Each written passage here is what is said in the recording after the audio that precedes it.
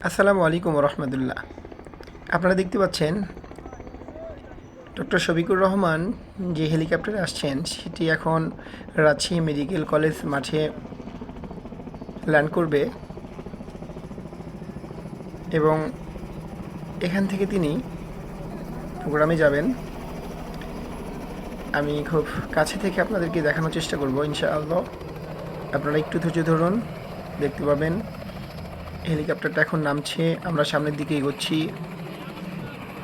এখানে গুটি কয়েকজন শুধু দায়িত্বশীল এবং গুরুত্বপূর্ণ কিছু ব্যক্তিবর্গ আছেন, তাছাড়া সবাই প্রোগ্রামের মাঠে।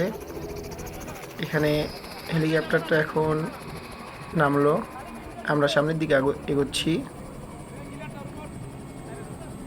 তিনি অত্যন্ত অমায়িক এবং আন্তরিক মানুষ।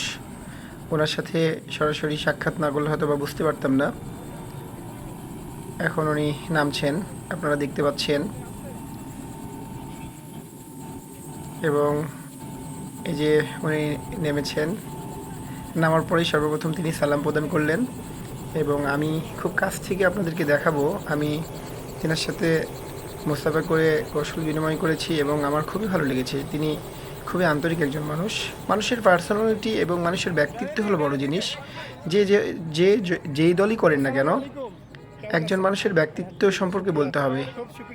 তিনি কেমন, তিনার আচরণ কেমন, তিনার গুরুত্ব কেমন, এইটা আসলে বলতেই হবে।